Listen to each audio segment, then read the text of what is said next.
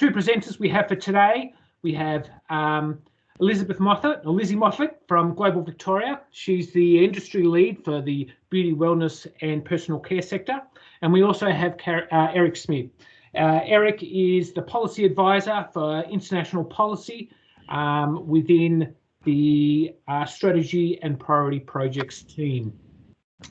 The format of today is pretty straightforward. We'll get Eric to talk about, we'll get Lizzie to do an introduction for Eric, being the lead and talking about what's happening with the sector. Eric will go into the presentation and we'll have a discussion with the content as we go through each country and each market. We hope to be finished, we aim to be finished within the hour. So with that, I'll now pass over to Lizzie. Lizzie, over to you. Perfect. Thanks so much, George. Good morning, guys. It's so lovely to see so many of you on the call today and interested in our research and what we've been doing around the sector recently. Before we jump into Eric's wonderful presentation, I just wanted to give you a bit of an overview of the work that we've been doing around this sector over recent years, why we've carried out this research and how we intend on using the research in the future. We all know it's really handy to have a wonderful research paper, sitting around, but it doesn't do us much good if we just leave it that way. So we're planning on using it to our best advantage. As you all know, over the years, we've done quite a lot of work around this sector with you guys. Traditionally, or should I say pre-COVID, I guess, the majority of activities have always been focused around the Asian region, particularly China, Southeast Asia and India. But over the past sort of 12 or 18 months, I guess, and as a result of COVID, we've really seen a significant rise in e-commerce globally. Obviously, trade tensions with China, people are wanting to diversify a bit more. So we've been looking at the global market more holistically. Our focus has really shifted to helping Victorian brands reach their consumers in this new virtual world. So over this period, we've run multiple programs across various markets, connecting you guys to distributors, retailers and e-commerce platforms in these markets. And as many of you know, you've participated in these programs. Some of them include virtual trade missions, one to India, one to Europe, the Southeast Asia e-commerce accelerator program, and then as a result, the extension of that into Vietnam as well. We've got a K-shopping program in Korea, of course, China International Beauty Expo, amongst other things. So whilst engagement over this time has been, greater than ever, what has been lacking, I guess, is some substantiated facts about the sector itself in Victoria to help us guide the work that we're doing. So things such as the size of the sector, value of exports, priority markets, global trends, to name a few.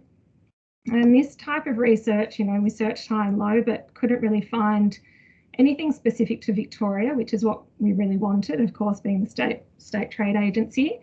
Most of the data we found was really focused on Australia as a whole. So Eric has done a really great job in picking out the pieces that are specific to Victoria. Now, with the strong growth, we've been seeing within the sector, both in Australia and globally, and together with the global demand for organic and natural beauty products, and of course the rise of e-commerce, we really identified the need to do this piece of extensive research. Now, I know I'm preaching to the choir here, but through undertaking the research, we found that the sector was really quite significant, sort of greater than we actually thought it was originally. In 2019, it was worth over 800 million, and in 2020, over sort of 680 million. So it's a really big sector for Victoria. One of the first steps undertaken in developing the research was to determine the scope of the types of products and categories that were to be included in our definition. Eric will go into this in greater detail in his presentation. Now, the research has a really strong focus on priority export markets for the sector. It looks at historic markets as well as emerging markets, which is obviously really important. In addition to this research, we've also consulted our extensive network of offices globally. So I've got over 20 offices in priority markets.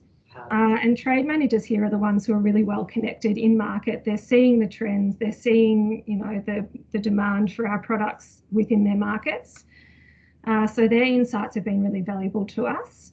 And whilst these two pieces of work, the research report and the insights from our officers, you know, provide a great story, there's one really crucial factor that sort of is missing here and that's hearing from you guys, hearing from industry about what's important to your business now and what's, you know, where you're looking, what priority markets you're looking at towards the future. So as a result of that, we've actually created a survey that we're going to share with you. But the survey is really to get feedback from you guys and to hear the information from industry. That's something we'll be sharing with you after this presentation. We'll be sharing it with wider industry as well. So, you know, the more responses to that, the better. So these three items, the research, insights from our officers and the feedback from you guys, all of these three things are going to be feeding into a 3-year plan or strategy, I guess, for Global Victoria's, our engagement with industry and where we're headed, what markets we want to focus on, what work we want to do to help you guys reach your goals. Another really significant piece of work that has come about as well is our London office has actually commissioned a really fantastic, really in detail report on the UK and Europe markets. And, you know, we've been doing quite a lot of work with our London office in this sector. That research report is, you know, it's extensive. We've got Valerie Kamenov doing that, who's one of the authorities in the beauty world. I'm sure many of you know her, some may have worked with her. But that's a really exciting piece of work as well. Now, in the interest of time, because we've got quite a lot to cover today, I'm going to hand over to Eric to give his presentation. And as we go through each market, we're going to have a bit of a conversational piece, you know, around findings from that market and where Global Vic may be able to help. So please, as George said, do use the raise hand function to ask a question or submit it via the chat function. We'll do our best to get to the questions. Over to you, Eric. Thanks, Lizzie. Can I just confirm that you can see the slide? Yep, cool. Hi, everyone. So as Lizzie mentioned, the primary purpose of this report is really to quantify what is an extremely high growth sector for Victoria. So many, you know, different organizations have attempted to quantify this personal care sector before, but it's a really wide-ranging industry, and it's rarely done from a state level perspective. Another focus of this report is that we wanted to look at the top historical export markets and kind of see how those markets have been impacted by COVID-19 to kind of provide that evidence base that will allow us to develop the most valuable programs in these respective markets. So as Lizzie mentioned, we kind of had to develop our own definition for this research project. So I guess the main takeaway is that most of the products that we've included kind of fall in that personal care sector.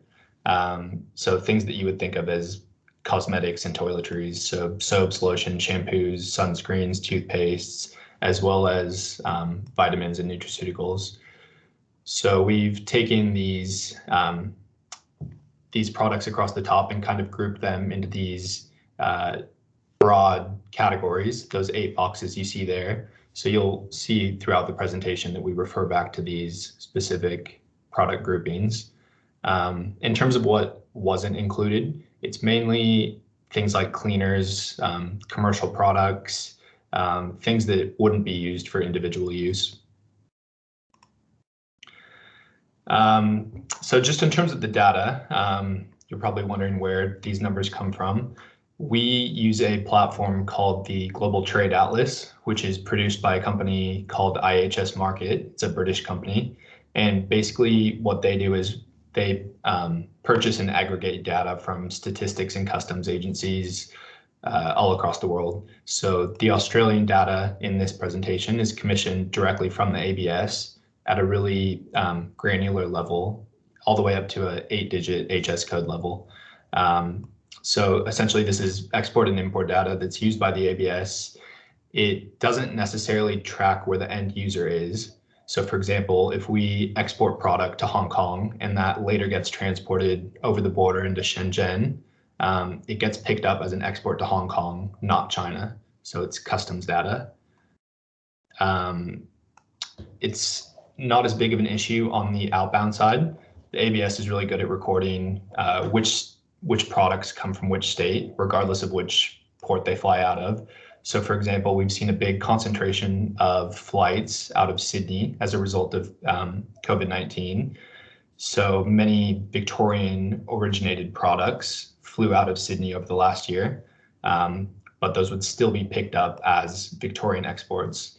Of course, there's always going to be a small amount that's picked up as what we call leakage. So Victorian product leaked through Sydney.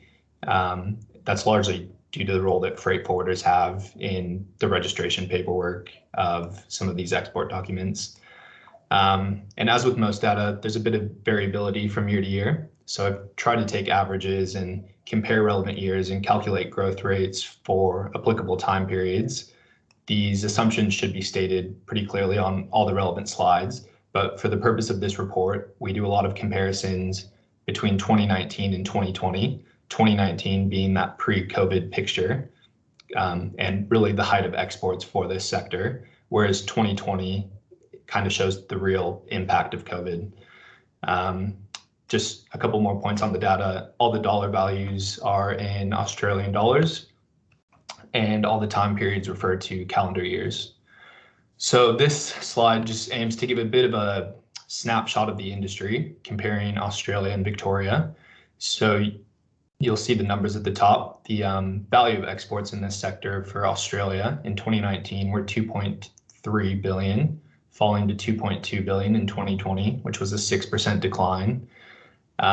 Pre-COVID, so that period from 2015 to 2019, Australia's exports were growing at 30% per year on average, which is really good growth. Victoria had a bit stronger growth. So our exports were 818 million in 2019, falling to 684 million in 2020. So a slightly bigger year-over-year decline, 16% as opposed to 6%. But we had a stronger growth rate over that pre-COVID period of 39%. That yellow box on the bottom left kind of shows a breakdown of Australian exports. So you'll see across the bottom those 8 broad categories that I described on the previous slide. And that dark blue color is the proportion that Victoria makes up of all those categories. The export value of those categories is listed across the top from biggest to smallest. So vitamins being the biggest at 1.02 billion, all the way down to other, which basically includes things like nail polish and shaving products and things like that. So you can see where Victoria really does well is in that beauty, makeup, cosmetics category, as well as soaps, hair products, and oral products. The chart on the bottom right is the value of Australia's exports. And again, that dark blue portion is Victoria. So you can see really good growth, both in Australian exports and in Victorian exports over that period. So just going to this next slide, this is Victoria's top 25 export markets pre-COVID. So the dollar value that you see beneath the country name is the export value in 2019, and that percentage is the average annual growth rate over that 2015 to 2019 period. So some really high growth rates, notably China growing at 107% per year on average over 2015 to 2019 is just amazing. The Netherlands had really high growth, 110%, Vietnam, Taiwan. And then in terms of top markets, the top markets were China, New Zealand, Hong Kong, the US, and South Korea. What's interesting is that this industry is really concentrated. So the top 10 markets actually make up 86% of total Victorian exports in this sector, which differs substantially to just Victoria's overall export profile. our top 10 exports, irrespective of beauty and wellness products, our top 10 exports to the top 10 markets only make up about 46%. So this industry is much more concentrated than other sectors. And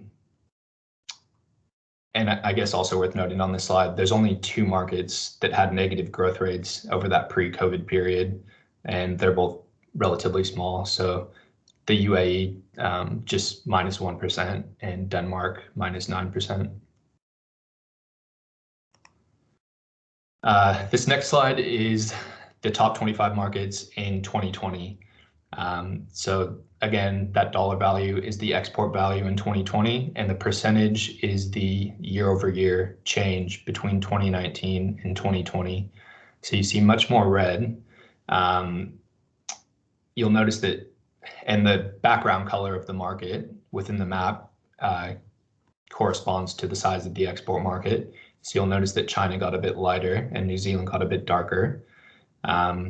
Much more red on this slide. Most of the markets in Asia experiencing double-digit declines, whereas there was some good growth in Europe and some of the Middle Eastern countries. Also notable is New Zealand, 23% growth. So we're still trying to unpack that growth to New Zealand a bit. We originally suspected that companies may be using New Zealand as a re-export hub. We see this in other products that gear toward that cross-border e-commerce space, namely infant formula. So we still have to unpack that a bit. It's worth noting that Victoria's overall personal care, beauty, wellness product exports declined by 16%. So you can refer to specific markets and see whether the decline was bigger or smaller than that average 16% figure. 3 markets that were in the top 25 in 2019 that are no longer are Colombia, Norway, and Bahrain, and 3 new markets that weren't previously in the top 25 are Germany, Oman, and France.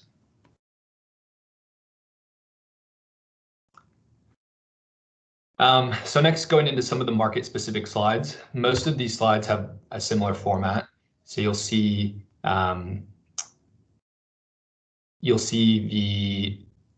in those yellow boxes across the top. Seeker's fine, correct?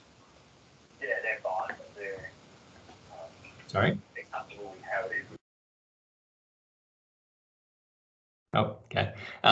So you'll see those yellow boxes on the top. We have the value of exports in 2019, the value of exports in 2020, that year-over-year change, the pre-COVID growth rate, and the ranking among Victoria's top markets. So for this Greater China region, that China, Hong Kong, and Taiwan, those make up our 1st, 3rd, and 7th biggest markets. I've also included a map on each slide with where our Victorian government trade and investment offices are located. We have 5 in China, so it's a really well-serviced market. Down on the bottom, I've listed the export values by country, and then that other chart across the bottom is the composition of our exports to those markets in 2019, so that pre-COVID picture.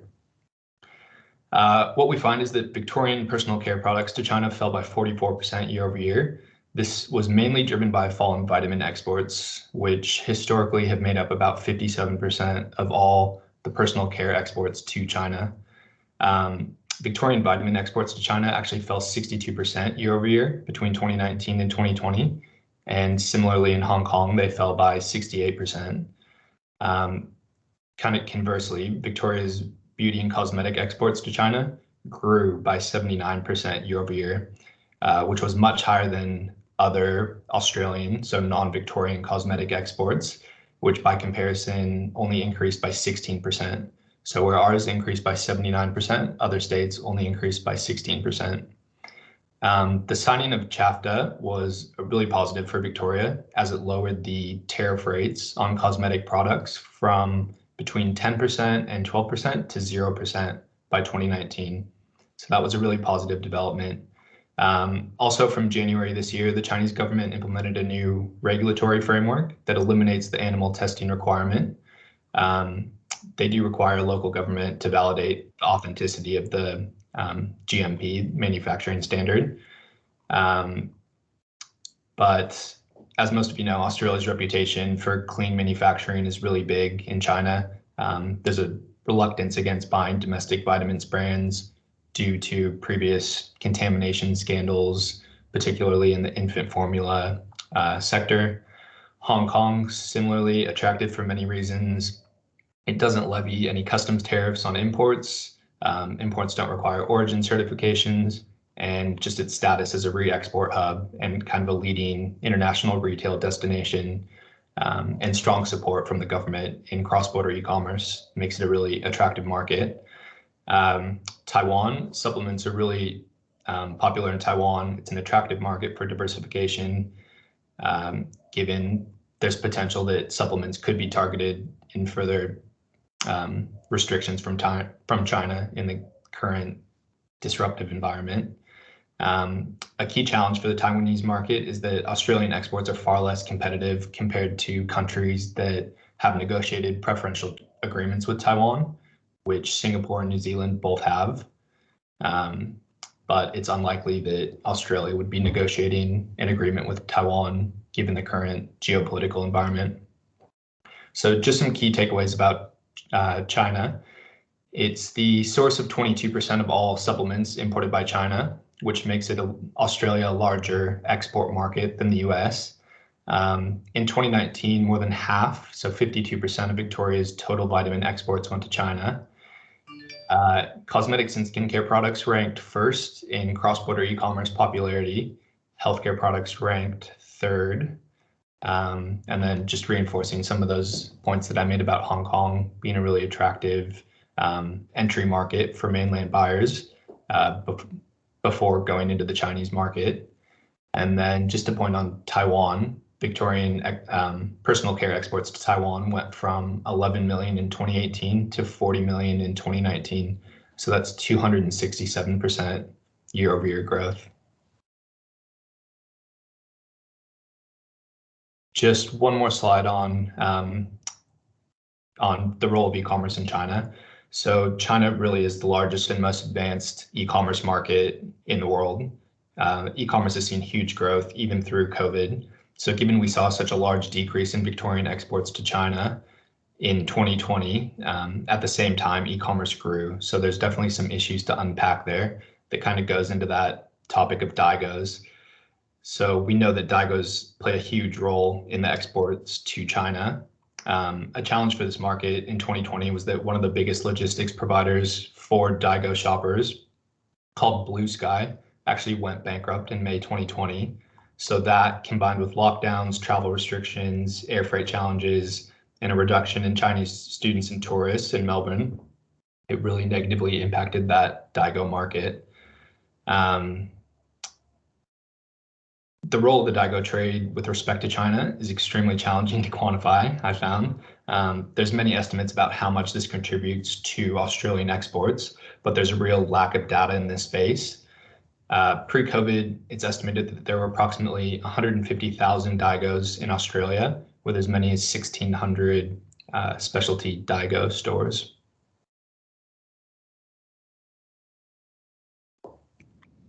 Thanks, Eric, for that. A lot of information in there, and I tell you, there's more in the full report. So he's done a great job of condensing this down. We've had a question come in, George. I think this one can be for you. What impact will the change in animal testing requirements have on Victorian exporters, and what is the state government and federal government doing to help businesses around this? Thanks, Lizzie. So what we've found is there's, China is a critical market for this sector, and we need to work out, with the changing landscape, what role government needs to play in terms of the new landscape that we find ourselves in. I guess with the change in regulations from the China side, we're really keen to see what role or how we can support industry to access this new channel into China. We are working with a few companies to see how those channels would possibly look like. We know for a fact that because of the China-Australia relations at the moment, there's probably going to be limited scope for the Australian government to play a role in supporting the right documentation for for Australian companies to access product into the market. So we're keen to see if there's a role for Vic government in this, if there's something that we can do to support companies access the market. So we are looking at this new channel and how and what it would look like. There's no real clarity about how it can be done, or there's no precedent as yet that we know of how that process would look like. We just know that new channels have opened, and various companies and countries around the world are now trying to find and wriggle their way through this new process. So this is something we're very interested to see how and what particularly Global Victoria can do to help Victorian companies access this market through a more traditional channel, which has been really critical. Don't forget, it's been our largest market and we haven't been able to access through traditional channels. So it just tells you the significance of this market.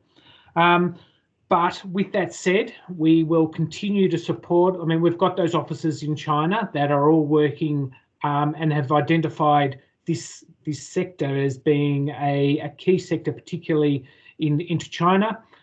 We've got the China International Import Expo, which is taking place in November. We're going to be actively involved in that. We will be having a pavilion, although it will be in the food and ag pavilion where we're hosting the companies. We are looking at how we can better support the beauty and wellness companies that are participating in that show as well, networking, business matching, and using social media to profile Victorian companies. In the past, we've also participated in the China International Beauty Expo in Shanghai. We would be looking to see how we would participate next year as well. We participated in this year. We've participated in the last 2 or 3 years in that expo in particular, and we'll continue to do so. And we have also now, particularly on the back of no international travel, we are doing a lot of one-on-one work with companies and identifying new channels into the market and establishing relationships with potential importers, distributors, and representatives for companies into the China market. And that's going to be ongoing. And there's a lot more of that one-on-one work due to the fact that, you know, we are restricted in the inability to travel into market. So we definitely see there's an opportunity for us to play in connecting those companies into the market. Absolutely. And can I just jump in here as well? As with any market, you know, we've got our teams that are in market over, you know, and we've got 5 offices in China. We've got 2 China specialists in our team here in Melbourne. So, you know, if we don't get to all questions today, or if you have inquiries that you don't want to address today, you can get in touch with us and we can take it offline to have a chat about things. Also, in the interest of time, you know, I think we've got about 6 or 7 markets to get through today. So we might, unless there's anyone with their hand up there, which I don't think there is, we might hand back over to Eric to carry on there. Thanks, George. Thanks, Lizzie. So this is a bit of a breakdown of the Southeast Asian markets. So the biggest being Vietnam, Singapore, and Malaysia. Vietnam is the big growth story here, as you can see in that yellow bar across the bottom. It's our 8th biggest export market, but it was pretty severely impacted by COVID-19. So our exports dropped from 40 million to 28 million, which is a 31% drop. Despite that drop, exports were growing at an average annual rate of 105%, which is just phenomenal. As you can see in that chart on the bottom right, it's primarily made up of vitamins and provitamins. Cosmetics and other categories play a pretty small role. Just ASEAN as a region, so those 10 ASEAN countries, Victorian exports to the region as a whole have been growing at about 34% pre-COVID. Vitamins were growing by 62%, and cosmetics were growing by about 17%. It appears that the signing of CPTPP has had a positive impact on exports in this region as well, noting that tariff reduction rates are being applied differently depending on the market. but we have seen big reductions in tariffs to these three big countries, Vietnam, Singapore, and Malaysia. As a geographic region, prior to COVID, this was the second largest export market for this sector after China. However, due to the impacts of COVID, it's now smaller than both Europe and the Middle Eastern region, and of course, Greater China. So this region presents many challenges for the Victorian personal care export sector, especially as it relates to logistics infrastructure, limited cross-border e-commerce opportunities, and the underdevelopment of digital payments in some of these markets. Just in terms of some of the key takeaways, so absolutely massive economy. It's set to become the fourth largest economy by 2030. E-commerce is growing like crazy. It grew by 62% annually between 2015 and 2019. And by 2025, it's expected to be worth 102 billion, making up more than 40% of the region's internet economy. We have a ton of FTAs in the region. So Australia has individual free trade agreements with Singapore, Thailand, ASEAN as a group, Malaysia, CPTPP, Indonesia, and RCEP, which was concluded but is not yet in force. And then just in terms of our markets, our offices, we have an office in Ho Chi Minh, Kuala Lumpur, Singapore, and Jakarta. So similar to China, the region is really well serviced. Yeah, thanks, Eric. What's really interesting here, I think, is Vietnam and the synergies it has with China in particular. I think the ability to familiar with Australian product, channels into the market, although that we see that with vitamins and like products, I think it's a very similar model to what we saw out of China, where nutraceuticals was the leader as well, and then we saw the growth of cosmetics on the back of that. So with that data that we now have, Lizzie, what have we seen from Global Vic in response to this data and the initiatives that we've taken as a response? Yeah, so, we saw that there's obviously great appetite for Victorian brands in Vietnam. We can see that from the figures. Yes, they did drop as a result of COVID, as did most of the markets globally. We've since had a trade manager start in Vietnam who's got great experience in the beauty industry as well as across e-commerce, so we can really ramp up our activities around Vietnam. I mentioned previously we had the Southeast Asia Accelerator Program, so we've rolled that out now in Vietnam as well as a result of seeing this data from this research. We've got, I think, 5 or 6 companies enrolled in that program where we're helping them build their online business, I guess, so taking their exports into Vietnam from offline to online. So they'll be building flagship stores on, the big e-commerce providers, Shopee, Lazada, Tiki. We're also hoping to do something later this year around Viet Beauty, which I believe is the first beauty-specific trade show in Vietnam. So we're still looking at what that might look like, but Sandra and I are working together to roll something out for that, hopefully later this year. So watch this space there. Eric, I think we might head back to you for North Asia. Cool. Yep, so next up, we'll look at North Asia. So South Korea is undoubtedly a priority market for Victoria, especially in the cosmetic space. So there's been really strong growth in our exports to South Korea, 43% per annum over that pre-COVID period, with exports doubling from 12 million to 24 million in the 2 years between 2015 and 2017. Like most markets in the region, exports took a big hit due to COVID. In South Korea, they fell by 33%.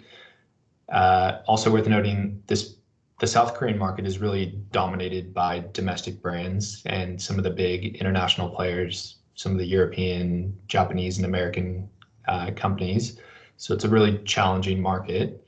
But the Korea-Australia Free Trade Agreement came into force in December 2014, which really leveled the playing field for Australian companies competing with exports from those countries that already had FTAs with Korea. So all tariffs on cosmetics were reduced to 0% from January 2018 from a pre-CAFTA base rate of 6.5%. Japan has also seen really strong growth. The cosmetics market in Japan is one of the most competitive, demanding markets in the world. There's more than 1,000 cosmetic manufacturers operating in Japan, including subsidiaries of a lot of foreign companies, and the market share is overwhelmingly Japanese. The top 3 Japanese companies have more than 50% market share in the Japanese market. So some of the key takeaways for these markets is that South Korea is the 8th largest cosmetics market in the world. 9 out of 10 Chinese tourists to Seoul purchase cosmetics, with an average spend being US $2,000.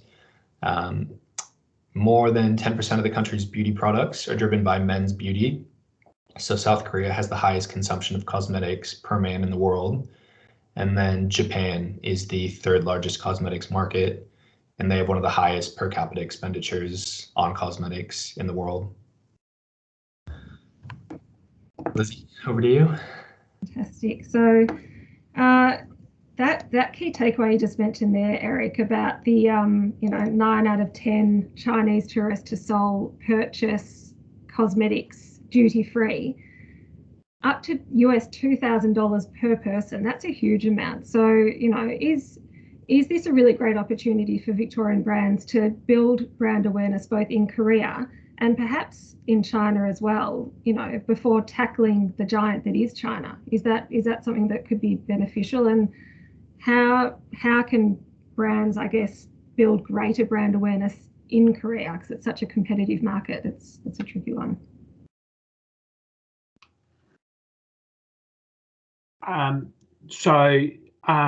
Just with that, Lizzie, I totally agree that there's a strategy there that can be not only focused on the South Korean market, but also looking at the China market and the travellers that come from mainland China to Korea for beauty and seeing that purchasing power that they have. I reckon there's a real opportunity there. Our career office has been quite active, and particularly on the back of this research as well, looking further into the beauty and wellness sector in Korea. We currently have a program that's been delivered from the career office around K-shopping. K-shopping is a online digital platform that actually uses videos and case studies showcasing products and brands and really going off that back and profiling that Australian brand through clever use of digital collateral to consumers in Korea, particularly on the back of clean, green, that imagery that Australian products have in the Korean market. So Haysook has been very active in this space, and we are looking at ongoing programs that can be delivered in the South Korea market for this sector. So we think this is definitely a good opportunity, not only for the domestic market into Korea, but also considering the China market for a broader strategy. Yeah, absolutely. Eric, back to you. Thank you. Yeah, so next up is India. India is a really interesting story because it's not currently a top 25 market for Victoria. It actually ranks 31st, so quite small. And growth in exports has been a bit more volatile here compared to other markets.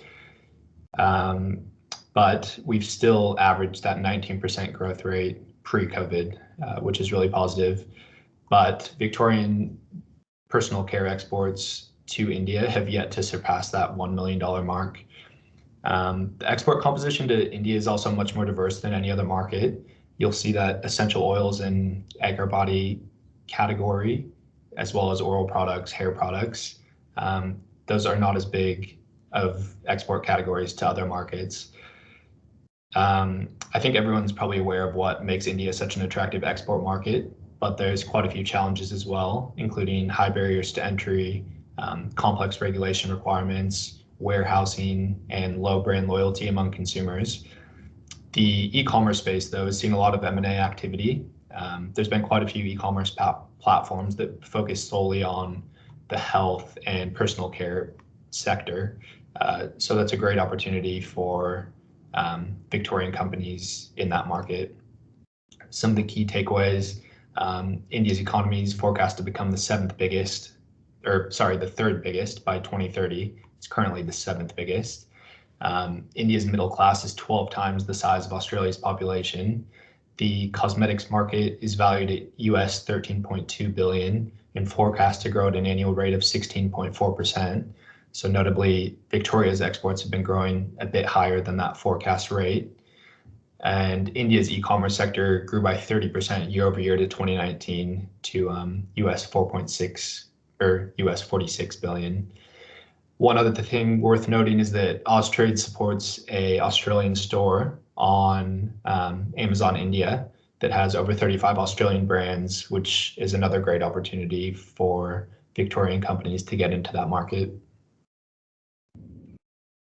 Yeah, that Austrade store is a fantastic opportunity, isn't it, for Australian and Victorian brands?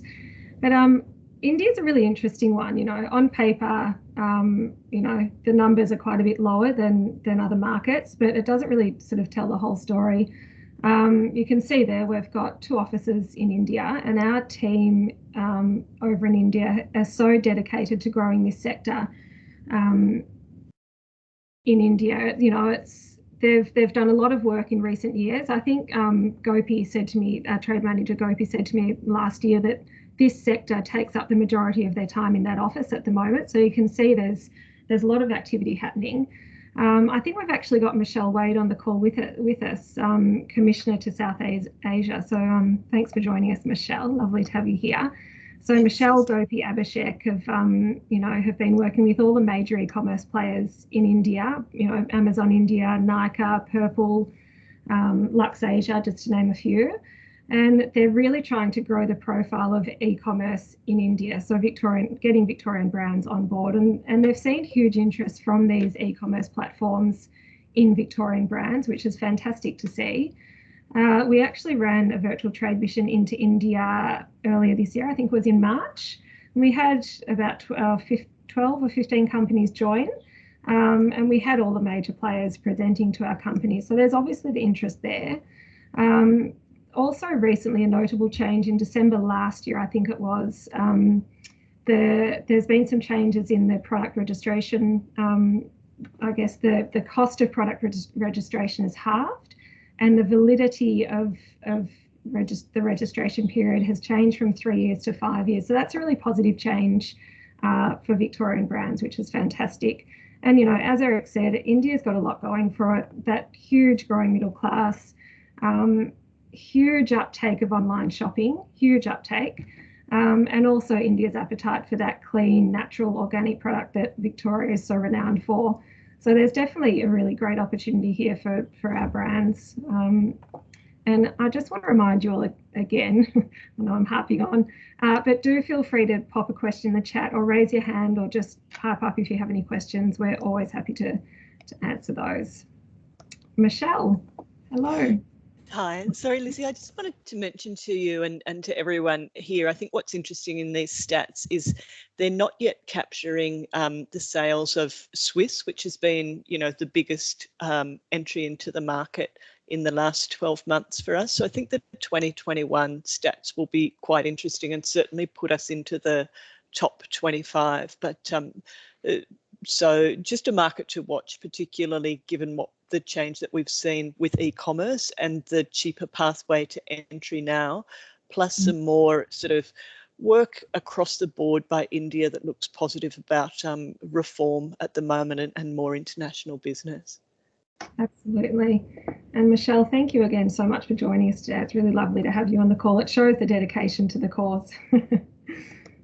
Just on in addition to that of what Michelle just mentioned, as part of this work, we look at this as ongoing. So every year going back to these figures and seeing if the work that we are doing is still aligned with the data that we're seeing, and seeing if the impact that we are making. So to Michelle's point about, you know, the work that Swiss has been doing, and particularly the work of the Office of India, we look at doing this on an ongoing basis for at least for the next 2-3 years as we roll out this strategy to monitor how this growth, the post COVID, what the landscape looks like and what the impacts in the changing environment, which we need to be on top of and keep monitoring going forward.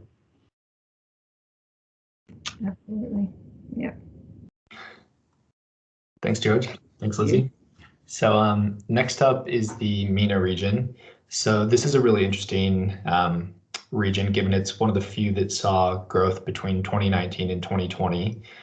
The market is almost entirely made up of cosmetic exports, primarily to Saudi Arabia, which grew by over 100% between 2018 and 2019. So Victoria definitely punches above its weight in this market. Victoria accounts for 60% of all Australian personal care exports to the region. It's worth noting, though, that Victorian exports to the UAE have been declining, kind of gradually declining over recent years. And now they're only about half of what they were in 2017. This is kind of an interesting trend because many importers in the region, so in countries like Oman, Qatar, Bahrain, and Kuwait, they buy items via the UAE since individual orders from these countries tend to be less than the minimum required by suppliers.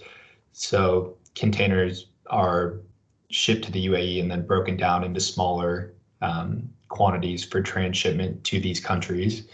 So that's an interesting trend that we have to dig a bit deeper into. But as you can see, almost entirely made up of cosmetics to the region.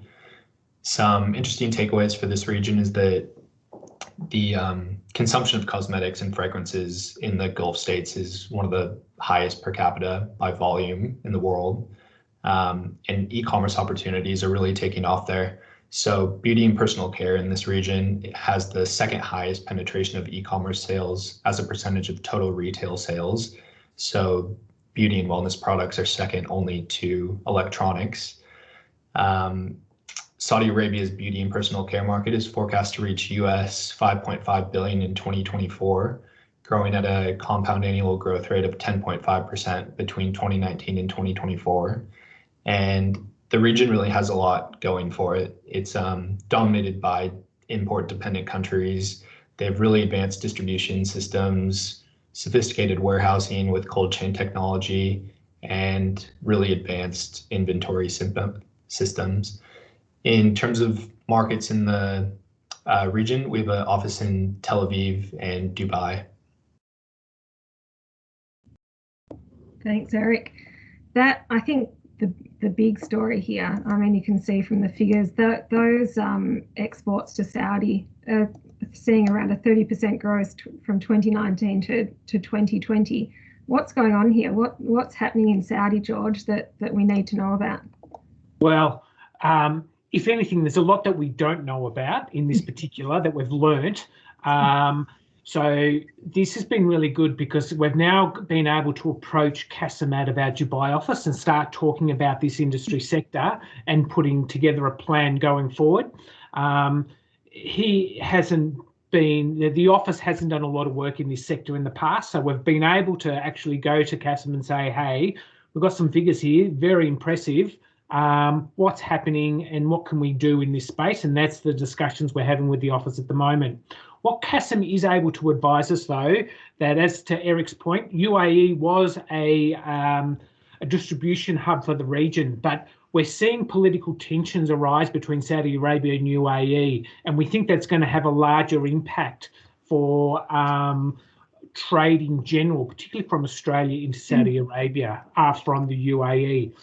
What that figure of around $54 million of exports from Victoria into Saudi Arabia, we know that there are one or two companies, significant companies that are exporting product into that market. But what it does tell us is that the market is very familiar with the Australian brand and is happy to use it. And we know that the channels are available. So that means that there's opportunity to expand and diversify. And that's something we're definitely interested in looking at.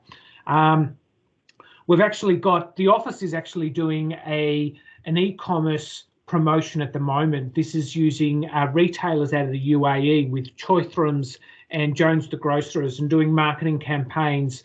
At the moment, it's on food and beverage, online marketing activity, but the plan is to see if we can start having a bigger focus on beauty cosmetics, not so much in the UAE, but looking at Saudi Arabia. Saudi Arabia is the gorilla in the room here. This is where we want to put the time and effort into, but it's understanding that landscape and understanding that, you know, no longer can we go through channels such through the UAE, which we would have done in the past, but basing it directly into Saudi Arabia.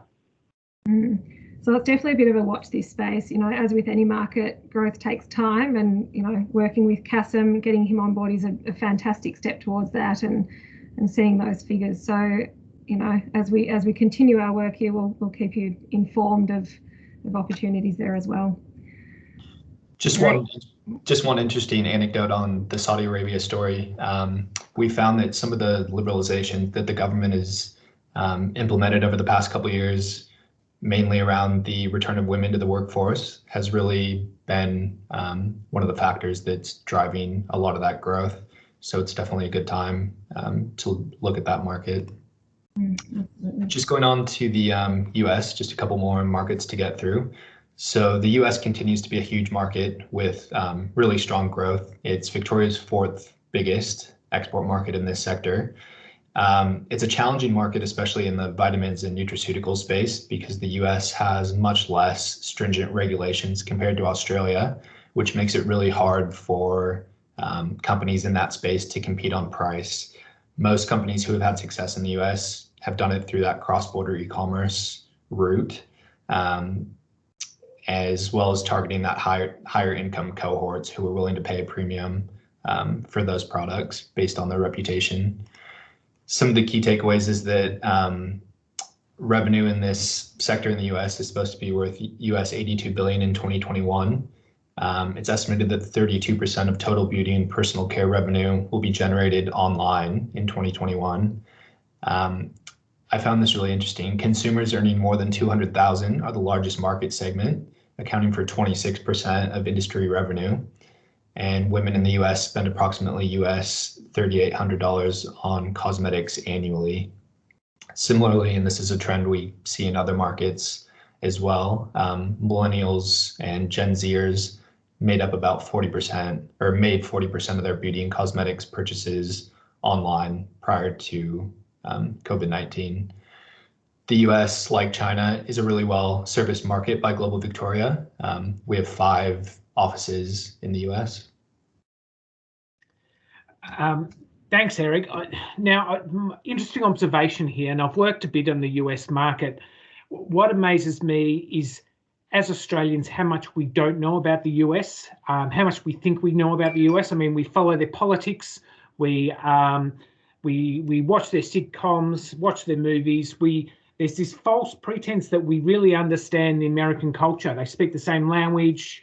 You know, we follow their news each night, right? But there is significant difference between how Australians live and do business compared to what happens in the US. And that's the biggest challenge we have in working with companies entering the US market, to making them understand that significant difference between the two countries and the realization of that, if nothing else. So on the back of that, Lizzie, what is Global Vic doing in terms of supporting companies wanting to engage into the US market? So, you know, as you've both sort of mentioned, this sector hasn't always been, I guess our offices in the US haven't always done a lot of work around this sector. There's other sectors that they've traditionally focused on, tech, defence, that sort of thing. So this is relatively new to them.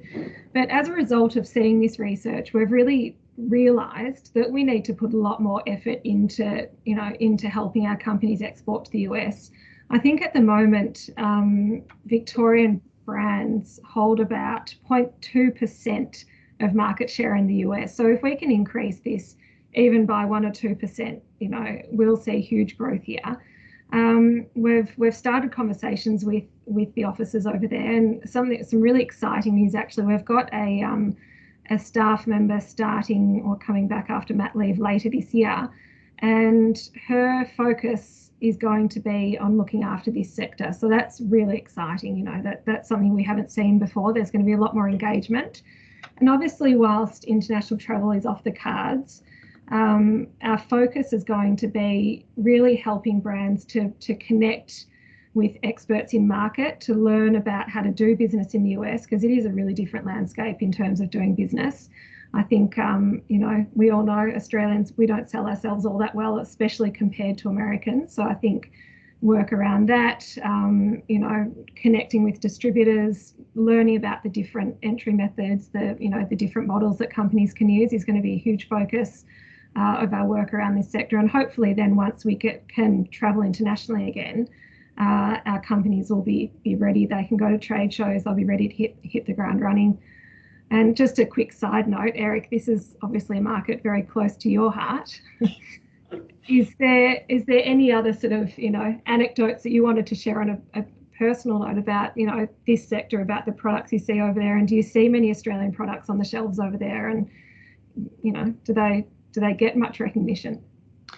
I think a lot of the findings have kind of reinforced, you know, my original thinking. Australian products have an amazing reputation. Australia has an amazing reputation in the US itself. So it's not surprising that, you know, Australian products do so well in the US. But I think we're definitely punching below our weight. I think we could really grow exports in this market, especially through a lot of the social media advertising. Yeah, there's definitely been a few really well-known Australian brands that have got the formula right. They've got it right. They've done really well in the States, and we need to sort of look at how they've done that and you know, see what we can learn from that and help other brands to do the same. Huge market to tackle, but huge opportunity as well, obviously.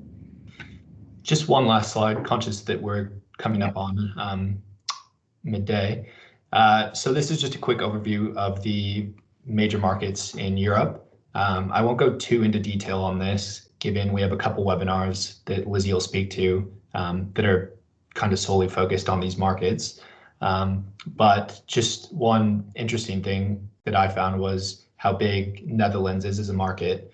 So you would assume that a lot of the product going into the Netherlands was going by sea freight, given the port of Rotterdam is so big. But what we actually found is that 80 to 90% of the products are actually going by air freight. So the Netherlands story is one that we really have to unpack, how much of the products are staying in the market versus being distributed further throughout Europe.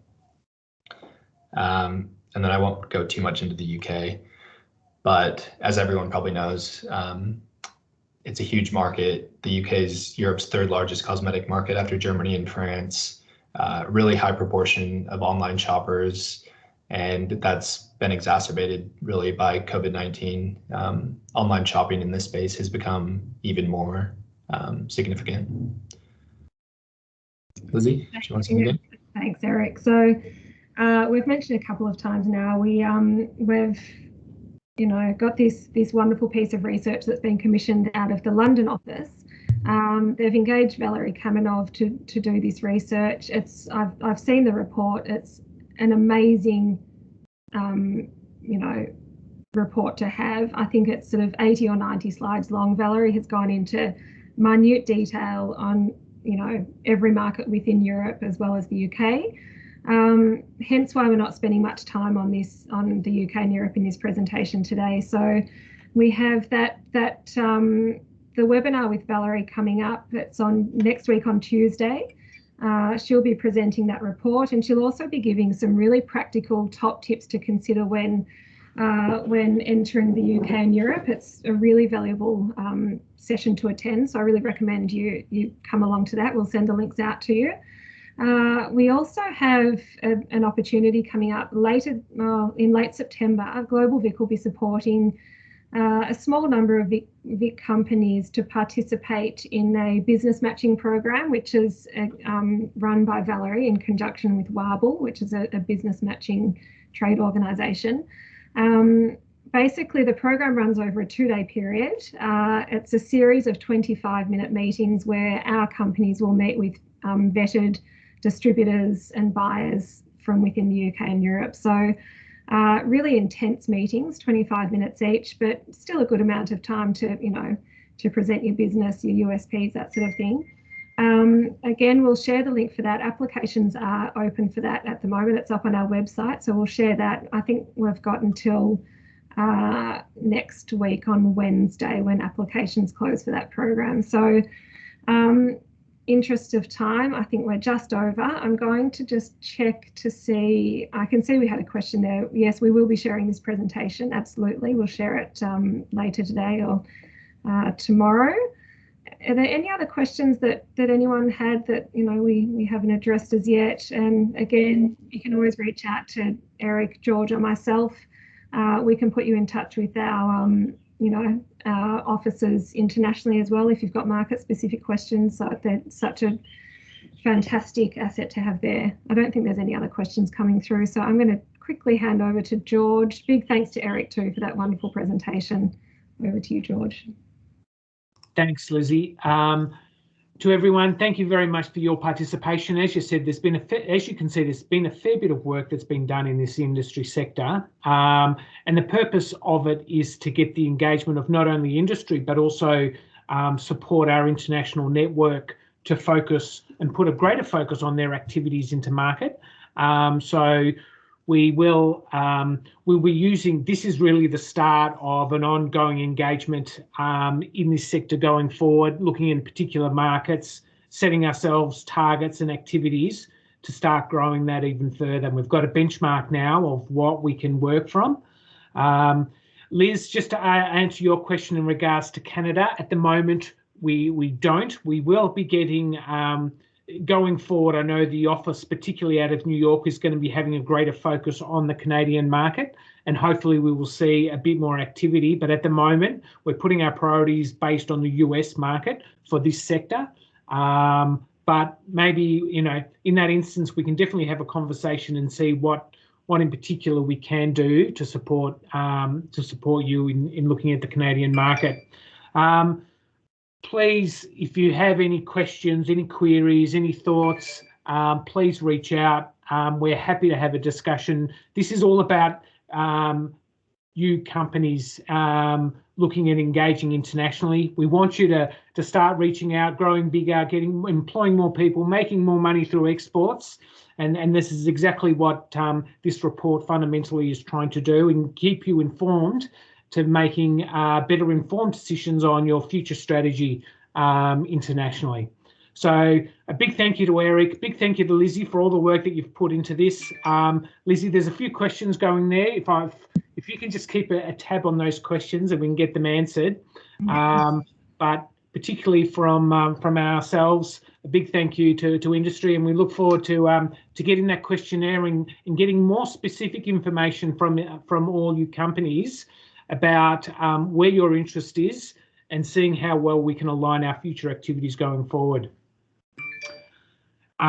With that said, thank you very much, and we look forward to seeing you at the next session. We'll be focused on the US beauty and wellness sector. UK. Oh, UK. Sorry, UK, yes. Thank you all. Thanks, guys. Thanks.